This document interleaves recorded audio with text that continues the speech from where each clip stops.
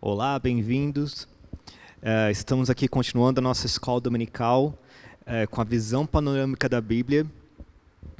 Hoje nós vamos falar realmente sobre o livro de Josué, né? Essa é a segunda aula sobre Josué, mas na primeira aula a gente falou sobre quem era Josué, né? De onde veio, para onde ia, por que era interessante saber essas coisas, né, de Josué. Uh, então aqui, hoje a gente vai do capítulo 1 de Josué até o capítulo 24. Realmente a gente vai ver o livro todo. É uma visão panorâmica, então a gente não vai falar sobre tudo que acontece em Josué, mas acho que a gente vai conseguir falar sobre os destaques, né, ter uma visão geral do livro legal. O versículo que eu separei aqui para a gente começar essa aula é Josué 1:2. Finalmente um versículo de Josué, né? A aula passada eu não dei, acho que dei um versículo de Josué só, né? Mas aqui a gente tem vários versículos de Josué dessa vez, prometo. Então, Josué 1:2 diz: Meu servo Moisés está morto. Chegou a hora de você conduzir todo esse povo, os israelitas, para atravessar o rio Jordão e entrar na terra que lhes dou. Então aqui Deus está falando para Josué que chegou a hora. E eu acho legal a gente começar com esse versículo aqui, porque até agora a gente estava vendo quem era Josué, de onde ele vinha, que ele era um homem de guerra, que ele era um homem leal a Moisés, que ele foi preparado para liderar o povo, enfim, que ele tinha uma vida com Deus, que ele gostava de estar na presença de Deus, que ele se dedicava, e agora chegou a hora dele começar a fazer realmente, dele começar a liderar o povo, dele seguir adiante aqui com o ministério que Deus tinha colocado sobre ele. Então, vamos lá, Josué. Eu dividi aqui por capítulos e vou falar só sobre esses dois primeiros capítulos aqui agora. O primeiro capítulo, na verdade, é uma apresentação do livro de Josué.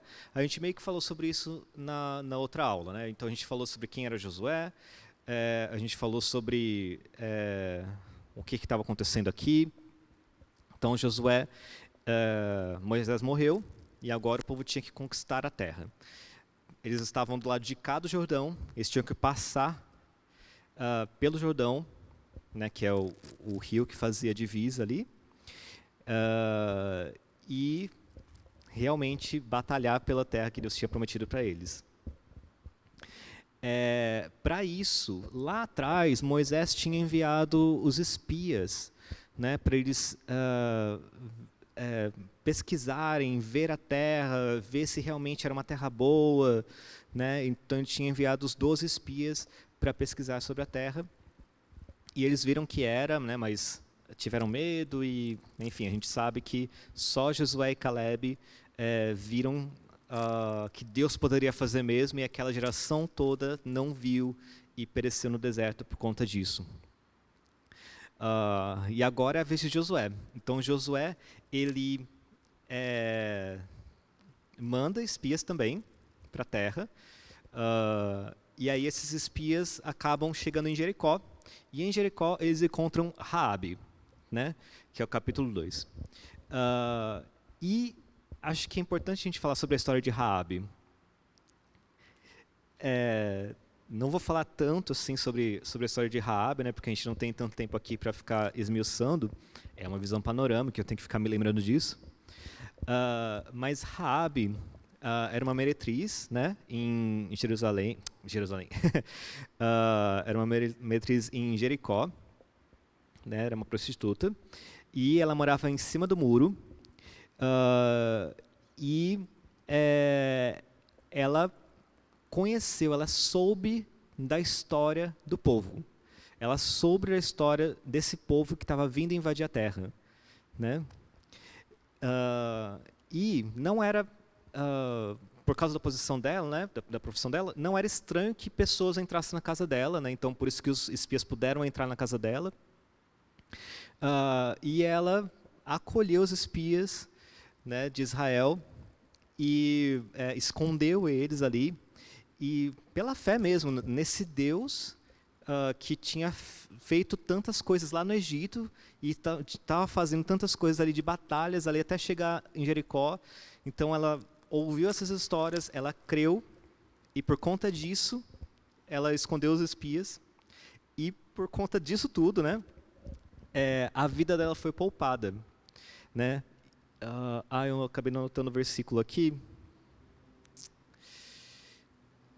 Não anotei o versículo que fala exatamente isso, né? Que a vida dela foi poupada por causa disso. Mas o que eles combinaram, né, é que eles esconderam, né, a Raabe escondeu os espias, e aí, quando eles saíram, ela colocou um cordão vermelho na janela dela, que significa também, né, que simboliza, né, o sacrifício de Jesus e do Cordeiro, que nos salva da destruição. E então ela colocou ali o cordão vermelho. Não sei de que maneira, né, eu fiz assim, mas eu não sei como que ela colocou esse cordão, se foi pendurado, se foi... enfim. E realmente ela salvou não só não só a vida dela, mas a família dela e quem quer que ela quisesse colocar na casa dela, né? A gente não presta muita atenção nisso, mas esse foi o combinado, na verdade.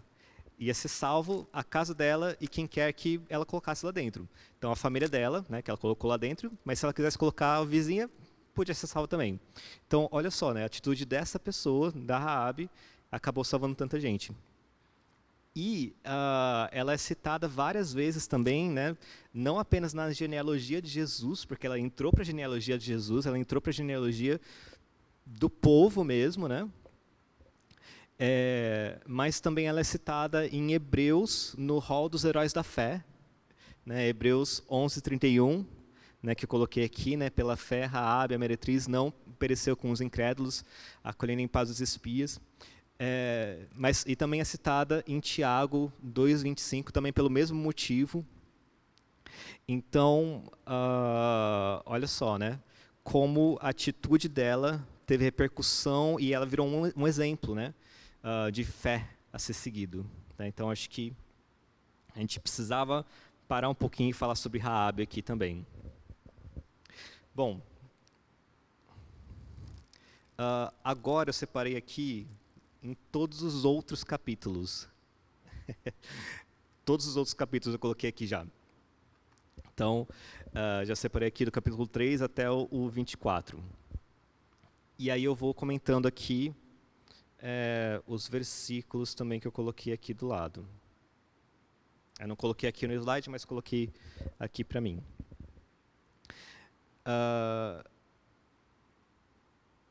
Deixa eu só achar aqui. Ok. Então, o capítulo 3 e 4 fala da travessia do Rio Jordão. E a gente pode fazer um paralelo aqui, né? O povo, quando estava saindo do Egito, eles atravessaram o Mar Vermelho, né? E a Bíblia fala que eles atravessaram a pé enxuto. E quando eles entraram na Terra Prometida, né? Eles atravessaram lá o Rio Vermelho com Moisés, o Mar Vermelho com Moisés, a pé enxuto. E aqui, quando estavam para entrar na Terra Prometida, eles atravessaram o Jordão, também a pé enxuto, só que dessa vez com Josué, né? Então, tem várias semelhanças, né, entre Josué e Moisés, né? Tem muitas coisas próximas aí. Mas, ao mesmo tempo, tem muitas coisas diferentes, né? Porque Josué, na outra aula eu até falei, né, que Josué e Moisés eram muito juntos e eles... Josué era muito junto com Moisés e, às vezes, até se perdiam um pouco, né? Chamava Moisés, Josué vinha junto. Mas, ainda assim, são pessoas diferentes, né? Então, a gente vai ver também que tem coisas muito diferentes, né? Por exemplo, Moisés, quando ia fazer as coisas, ele conversava com Deus e queria saber tintim por tintim, queria saber todos os detalhes, né, do que estava acontecendo, de como ia ser e tudo mais. Josué já não. Josué já era um cara mais, não sei se dizer proativo, não sei se é essa a palavra. Mas era um cara que já não perguntava tantos detalhes para Deus. E a gente vai ver que ele também acabou metendo o pé pelas mãos por conta disso, né? Mas, falando aqui da travessia do Rio Jordão. Aí o que aconteceu? Então, os sacerdotes foram na frente, em direção a Jericó, né? Os sacerdotes foram na frente, os espias já tinham voltado, já tinham falado que realmente era uma terra boa, já tinham falado de Jericó, né? Já tinham voltado lá de Raabe, já tinham falado de Raabe, e aí agora eles estavam indo em direção a Jericó. Os sacerdotes então iam carregando a arca na frente do povo, e eles, quando eles pisaram no Rio Jordão, que inclusive na época era a época de cheia, então estava transbordando, e quando eles pisaram no rio, o rio abriu. Na verdade, fala que a água começou a se amontoar como uma parede lá numa outra cidade, né? Então, de um lado ficou uma parede e do outro seco, né? Então, um pouco diferente do Mar Vermelho, né? Como que era dos dois lados, mas ali ficou só com a água amontoada lá para cima numa cidade. E aí os sacerdotes pararam no meio do rio com a arca, e aí o povo passou, né? E passou a pé enxuto também. Acho que, tem algumas coisas que eu quero ver. Eu não sei como é que Deus vai fazer, mas eu não sei se Deus tem, sei lá, um 3D lá no céu, ou um 4D, ou um 7D, né? 7 número da perfeição, né? Mas eu quero ver esse negócio, como é que foi isso, né? Travessia do Mar Vermelho, a travessia do Jordão, tem algumas coisas que eu quero muito ver. Mas enfim. Então eles atravessaram o Jordão, capítulos 3 e 4. No 5 e 6, a gente fala sobre a queda de Jericó. Eu não vou frisar muito nessa parte, porque eu acho que é uma história bastante conhecida, né? Mas, basicamente, o povo ficou rodeando a cidade por 7 dias, né? Ficou rodeando a cidade em silêncio, e aí só no último dia é que os sacerdotes tocaram a trombeta e os muros de Jericó ruíram, e eram muros muito grandes, né? Porque a casa de Raabe ficava em cima de um muro, né? Então era um muro largo, era um muro de respeito, vamos dizer. E aí eles puderam conquistar a terra mesmo, né? Conquistar a cidade mesmo. Uma coisa que acho que a gente precisa falar sobre isso, né? Deixa eu até aqui ver.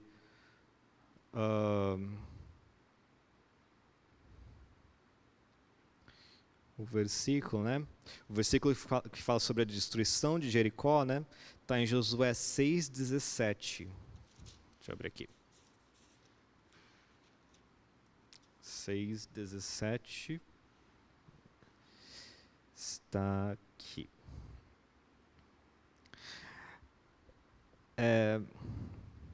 Então, o que aconteceu, né? No 17, né? A cidade com tudo que nela existe.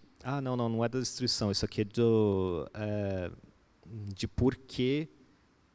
Isso é interessante, né? Eles estavam indo conquistar a terra, e aí essa primeira cidade, tudo que tinha nessa cidade era para ser de Deus, ela ia ser uma oferta para Deus, né? Então, nesse versículo 17 fica bem claro isso, né? A cidade, com tudo que nela existe, será consagrada ao Senhor para destruição. Somente a prostituta Raabe e todos os que estão com ela em sua casa serão poupados, pois ela escondeu os espias que enviamos. Né? Então, claramente, tudo que está na cidade não é para levar. Né? Era uma conquista para Deus mesmo. Né? Não tinha nada a ver com o povo, não era para eles pegarem as coisas, era tudo para Deus. E tudo isso, né, todas essas coisas aqui, e essa estratégia também de rodear a cidade, isso não está escrito, né? E é o que eu penso, né? Que eu acho que essa estratégia de rodear a cidade aqui, talvez tenha sido comunicada a Josué por um por um personagem muito enigmático, né? Ah, então vamos lá. O que eu quero dizer com isso? Né? Quando Josué estava indo conquistar Jericó, quando eles já tinham passado o Jordão, estavam indo em direção a Jericó, em Josué 5, versículo 13 a 15, aparece aqui uma figura muito emblemática, uma figura diferenciada. Né? É o começo da história da queda de Jericó aqui. E aqui o que diz no capítulo 5, 13 a 15? Diz assim, né? Estando Josué já perto de Jericó, olhou para cima e viu um homem em pé, empunhando uma espada. Aproximou-se dele e perguntou-lhe: Você é por nós ou por nossos inimigos? Aí o 14. Nem uma coisa nem outra, respondeu ele. Venho na qualidade de comandante do exército do Senhor. Então Josué prostrou-se com o rosto em terra, em sinal de respeito, e lhe perguntou: Que mensagem o meu senhor tem para o seu servo? O 15 agora. O comandante do exército do Senhor respondeu: Tire as sandálias dos pés, pois o lugar em que você está é santo. E Josué as tirou. E aí não fala o que esse comandante dos exércitos do Senhor falou para Josué. Não fala o que ele falou, mas ele tinha uma mensagem, né? Talvez essa mesma fosse a mensagem, né? De ele tirar as sandálias dos pés, porque esse lugar era santo. Mas eu entendo, né, que talvez o que ele tenha falado seja realmente essa questão da estratégia, de marchar em volta da cidade, e depois no último dia dar o brado e tudo mais. Mas isso é o que eu estou falando, não é a Bíblia, né? Agora, o que a Bíblia fala é dessa pessoa aqui, né? O comandante do exército do Senhor. E aí eu tenho essa figura aqui, né? Que está em inglês, né? The Angel of the Lord, que é esses aqui são recursos de um pessoal que chama Bible Project. Eles têm um material muito interessante, só que a maioria está em inglês, né? Então, por isso que está em inglês aqui. E eu achei muito legal, né, que aqui eles têm a representação de Josué perguntando, né, você é por nós ou pelos nossos inimigos? E o anjo do Senhor respondendo, né, não. Nenhum. Nem isso, nem aquilo, né? E realmente, né, o anjo do Senhor, né, o comandante do exército do Senhor, não era por Josué, não era pelos inimigos, ele era por ele mesmo, né? Ele era por Deus, né? E aqui muitas pessoas dizem também, e eu acredito também nisso, que essa pessoa aqui que está falando com Josué é Jesus, né? E faz sentido, faz todo sentido, né? Com outras passagens também faz sentido que essa pessoa seja Jesus mesmo falando para ele. Não, eu não sou por você, é você que é por mim, né? E o que está acontecendo aqui, então? Deus está falando que não é uma batalha sua, Josué, é a minha batalha. Não é um plano seu, Josué, é o meu plano, né? Então acho que é interessante a gente mencionar isso, a gente falar sobre isso também. Bom, enfim. Então, aí depois disso aqui, né? Realmente, eles chegam em Jericó e conquistam a cidade. E o versículo que eu li, né, o 17, o 17... Desculpa, 6:17, fala, né, que era tudo do Senhor, não era para o povo pegar nada. Só que, né, tinha Acã nesse povo. O capítulo 7 fala sobre o pecado de Acã e a destruição de Ai. Então o que aconteceu? O povo conquistou Jericó, Acã viu coisas interessantes em Jericó, não era para ele pegar, ele sabia que não era para ele pegar, e ele desobedeceu e escondeu aquilo com ele.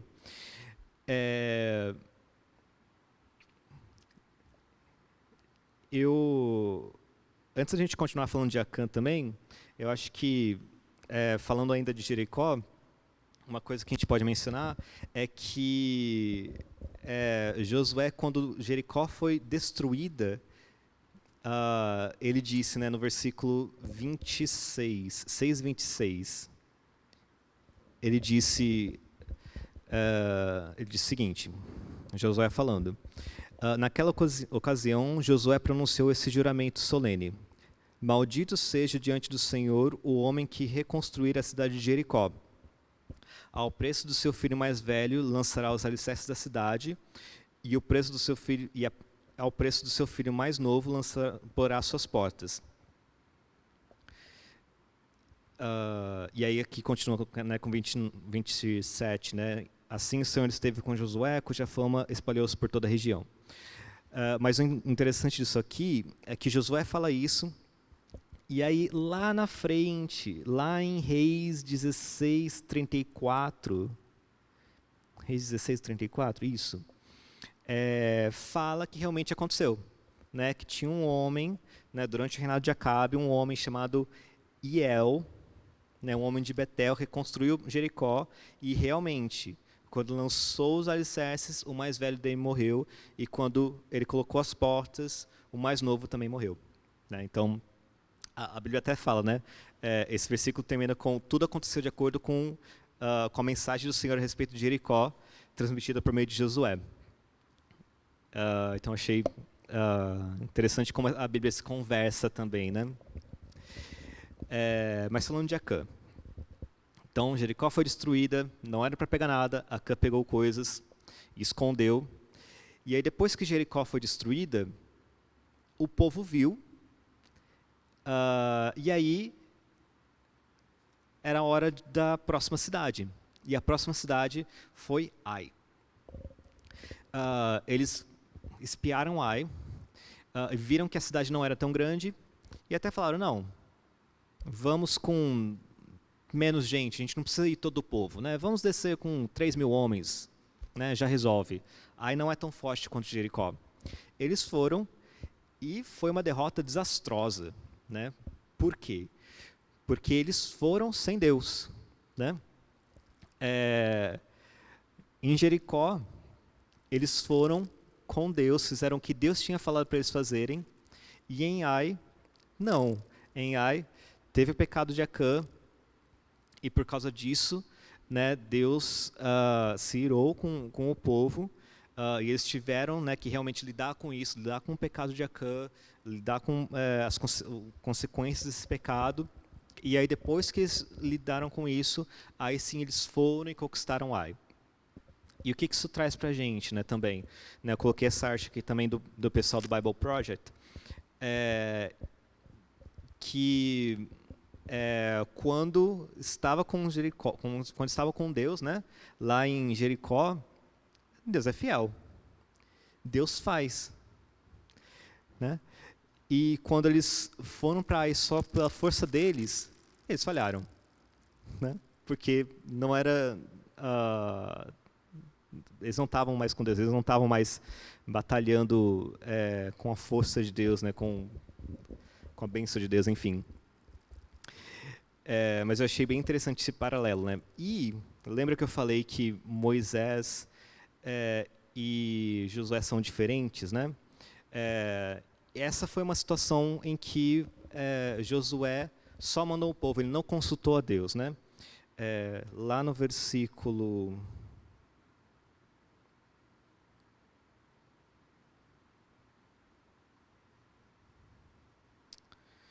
Acho que no versículo 3, Josué 7, acho que é o versículo 3. Não, deixa eu ver.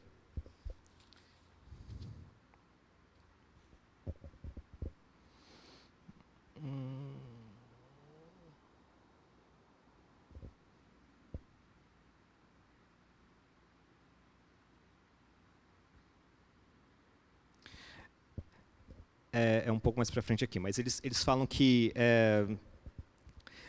eles foram espiar, disseram que não precisava de tanta gente, e Josué simplesmente falou: ok, vão, né? Ele não consultou a Deus. Não, em Jericó teve toda uma estratégia, né, do que a gente vai fazer. Não, a gente vai circular a cidade e depois a gente vai tocar a trombeta. E enquanto a gente estiver circulando, a gente vai estar em silêncio e depois a gente vai fazer barulho. Em Ai, não. Né? Eles não consultaram, não souberam, né? Eles não sabiam o que Deus queria que eles fizessem. Né? E por isso, né, que eles foram derrotados, né? Porque eles foram agindo do jeito que eles achavam que tinha que agir, e não do jeito que Deus tinha falado para eles agirem, né? Enfim. Então, mas depois Ai foi conquistado, né? Depois que eles conversaram com Deus e descobriram, né, o que era para eles fazerem, eles conseguiram e conquistaram Ai. No capítulo 9, né? Então a gente tem aqui os gibeonitas. A fama desse povo estava correndo toda essa região, né? Eles estavam sabendo, né? O povo que morava ali por perto, todos os reis, todas as cidades, eles estavam sabendo do que estava acontecendo. Eles souberam não só o que aconteceu no Egito, mas também o que estava acontecendo ali, na terra deles, né? Em Jericó, em Ai. O que aconteceu quando o povo cruzou o Jordão, né? São coisas que não dá para esconder, não é mesmo? E as pessoas, né, o povo ali da região começou a ficar com medo. Alguns tentaram lutar contra, se unir e lutar contra Israel. Outros, né, como os gibeonitas, eles decidiram se aliar a Israel. Eu ouço bastante gente criticando os gibeonitas, né, e realmente o que eles fizeram não dá para dizer que é muito, né, não está certo, né? Eles fingiram que eles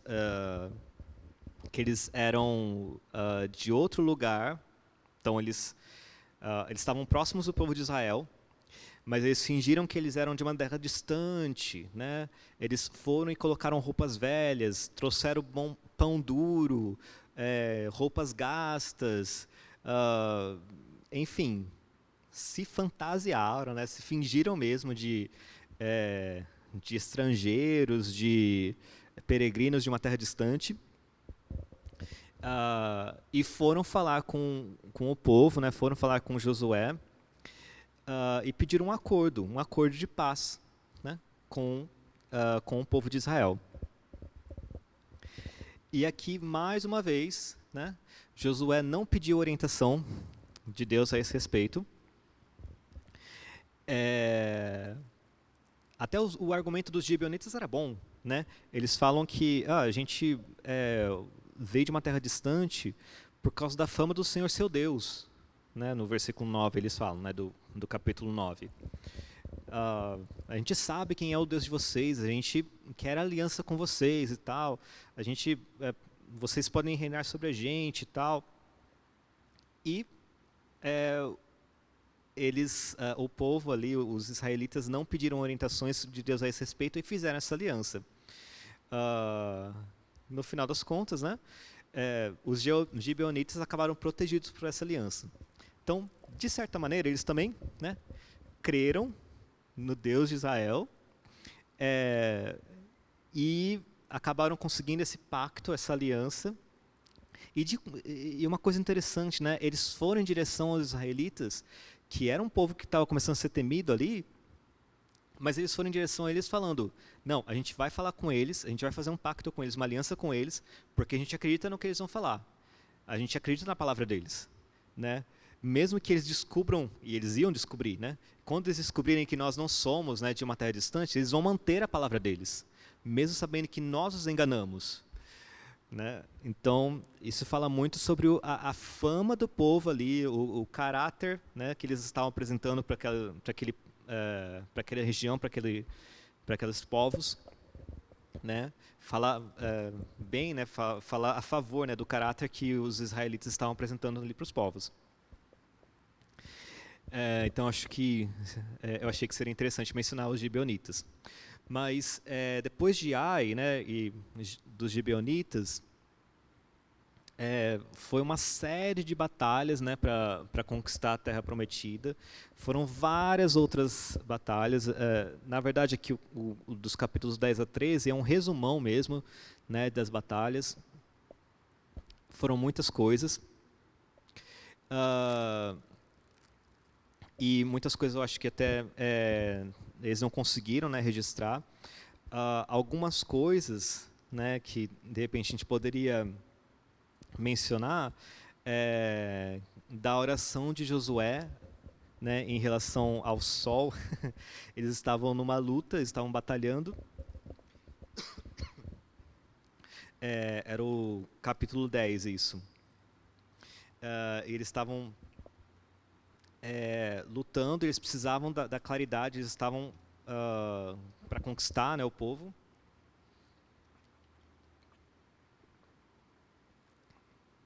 E Josué ora para que o sol pare no céu, para que o dia fique mais longo.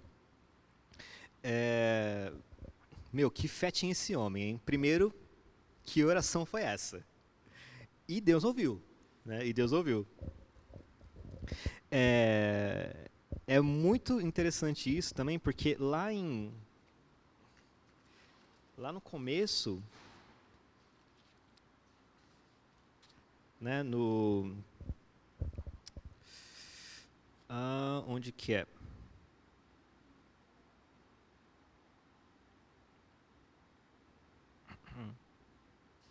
Isso, no capítulo 1 de Josué, no capítulo 1, versículo 9, quando está falando, né, que Deus ordenou para ele ser forte e corajoso e tudo mais, né, eu não te mandei, vá, tal, e diz assim, né, no versículo 9, não fui eu que lhe ordenei? Seja forte e corajoso, não se apavore nem desanime, pois o Senhor, o seu Deus, está com você por onde você andar. Então, realmente, Josué tinha como se fosse um cheque em branco aí, né, para fazer as orações, para fazer esse tipo de oração, inclusive, para orar. Deus estava com ele, né? Nesse sentido aqui, né? Orou, Deus fez. Devia ter orado lá em Ai, não é mesmo? Devia ter orado antes de fazer aliança com os gibeonitas, não é mesmo? Mas agora a gente aprende um pouco mais sobre o poder da oração, né? Ou como é bom quando a gente ora, não é mesmo? Bom,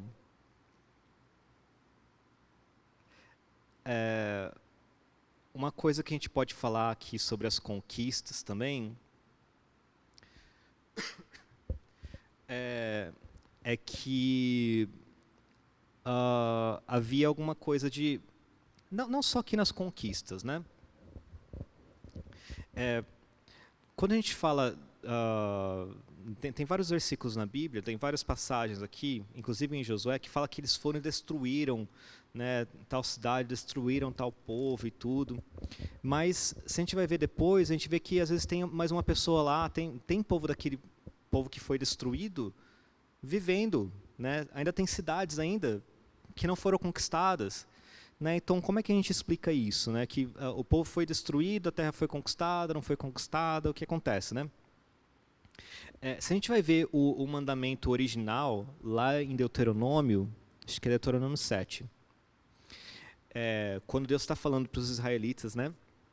O que eles vão fazer quando chegarem na Terra Prometida, Deus fala para que eles expulsem o povo da terra.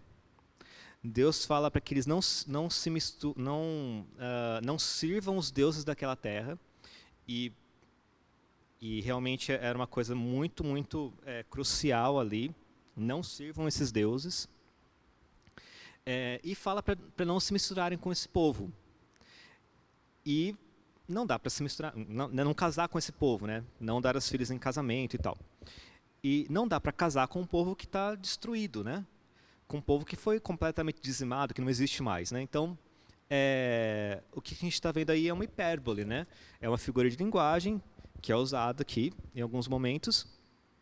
Quando fala, destruiu totalmente, né, tal povo, talvez não tenha sido no sentido de que não sobrou nenhum para contar a história, mas que realmente foi uma derrota completa daquele povo, né? Foi uma derrota completa, mas talvez não tenham morrido todas as pessoas pertencentes àquele povo ou daquela cidade, enfim. Então, acho que talvez isso seja uma coisa interessante a gente mencionar. Uma outra coisa que a gente pode falar também sobre as conquistas, e até antes também, né? Lá em relação a Jericó também, a respeito da Arca da Aliança, né? Que há uma ênfase um pouco pronunciada aqui também a respeito da Arca da Aliança no livro de Josué. Acho que eu estou falando as coisas assim mais para dar curiosidade das pessoas lerem do que falar especificamente onde está, né? Mas vocês podem ler depois, procurar esses tesouros aqui em Josué. Mas há uma ênfase sobre a Arca da Aliança. Então, a Arca da Aliança ela foi na frente para o povo atravessar o Jordão. Foi a primeira arca, depois o povo atravessou.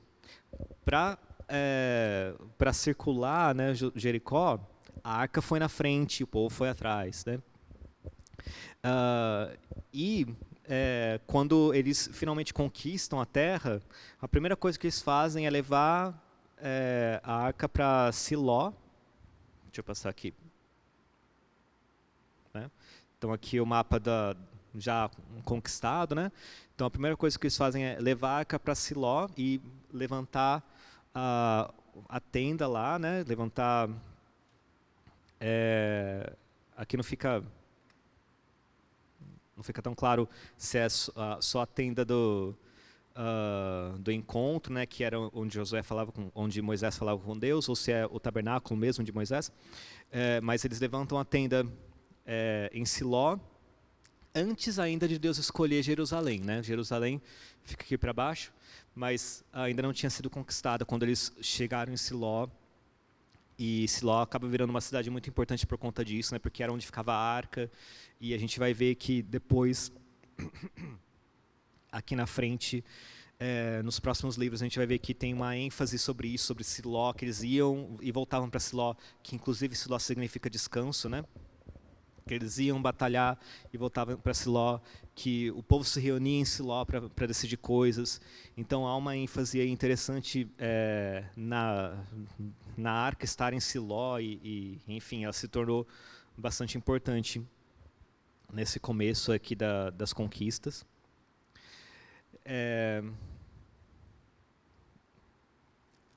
Então acho que isso a gente poderia falar também sobre essa parte das outras conquistas. E depois disso, entra uma seção bem grande do livro de Josué, se a gente for pensar, que é do capítulo 14 ao 22. E é uma seção um pouco difícil, eu vou falar que é desafiadora para nós ocidentais, que não somos judeus, ler. Né? Por quê? Porque ele fala da divisão da terra. Então, ao invés de mostrar essa figura aqui, né, ao invés de simplesmente mostrar uma figura, Josué descreve. Né? Então, o livro de Josué tem muita descrição, né, do onde que ficava tal fronteira com tal fronteira, qual que era cada pedacinho de terra para cada tribo. E para nós ocidentais é um pouco difícil de ler, porque não faz tanto sentido assim, né? Não é uma parte tão gostosa de ler.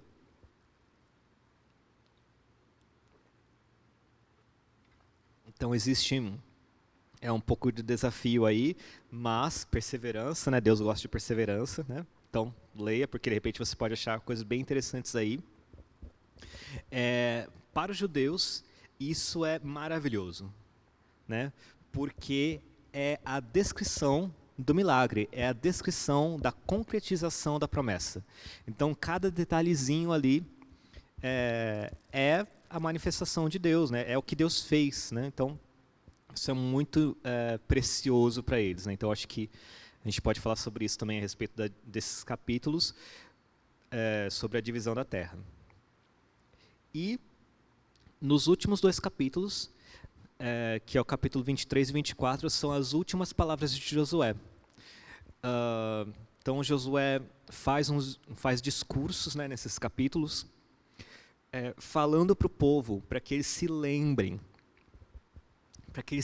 de onde eles vieram, para que eles se lembrem do que Deus fez por eles, que Deus tirou eles do Egito e tudo mais, para que eles se lembrem das leis de Moisés e prossigam, né, nesse sentido, e prossigam caminhando nesse sentido. Então é uma... nossa, agora me fugiu a palavra. É um estímulo, um ânimo para que as pessoas... Uma exortação, essa é a palavra. Uma exortação para que o povo siga a lei, para que o povo siga em frente, né, para que eles deem continuidade à herança, né, ao que foi feito, né. Realmente Josué foi muito importante nesse sentido, porque ele estabeleceu, né, o povo, ele estabeleceu, né, os territórios, né, e foi a primeira conquista mesmo da terra. Então foi muito, muito importante nesse sentido. E Josué faz essa ligação entre as leis e o que acontece depois, né? Tudo o que acontece depois, com todos os livros históricos da Bíblia e tudo mais. E uma coisa muito legal que eu acho de Josué também é o versículo 24, 9. Então, Josué 24... Não, 29, né? Não 24, 9. 24, 29. Então, aqui já é o finalzinho do capítulo, né? Já é o finalzinho do capítulo e do livro, né, de Josué. Provavelmente essa última parte aqui tenha sido escrito a mando de Josué ou por alguma pessoa do povo mesmo, algum dos profetas, enfim. Porque está falando sobre a morte de Josué, né? Porque fala o seguinte, né?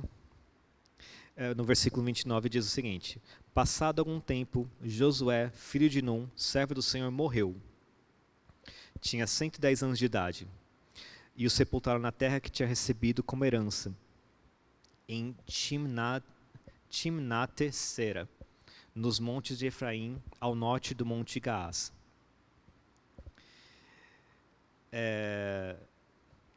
Só continuando aqui, que acho que também tem alguns detalhes interessantes aqui, né? O 31, 32. Israel serviu ao Senhor durante toda a vida de Josué e dos líderes que lhe sobrevieram, e que sabiam de tudo que o Senhor fizera em favor de Israel. Então, Josué foi muito bem preparado, ele preparou esses líderes, né, depois dele, pelo menos esses líderes depois dele ele preparou, porque o pessoal serviu a Deus depois ainda com esses líderes. No 32, os ossos de José, olha José aparecendo aqui ainda, eu tinha até esquecido dessa parte, né? Os ossos de José, que os israelitas haviam trazido do Egito, foram enterrados em Siquém, no quinhão da terra de Jacó, que Jacó tinha comprado dos filhos de Amon, pai de Siquém, por 100 peças de prata. Aquele terreno tornou-se a herança dos descendentes de José. Então, várias pontas se fechando aqui no final do livro de Josué, né?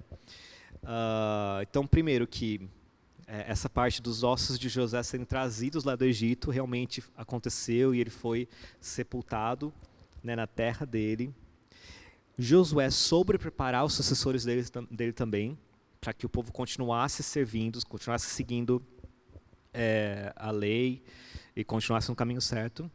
E um detalhe eu acho que muito, muito gostoso de ver também é que Josué sempre foi chamado de homem forte e corajoso. Esse é o refrão da vida dele. Enquanto Moisés, o refrão da vida de Moisés era servo do Senhor. E aí Moisés mentoria Josué, e aí na morte Josué é chamado também de servo do Senhor, né, no versículo 29, né? Josué, filho de Num, servo do Senhor, morreu. Então acho muito legal que feche esse ciclo também, né?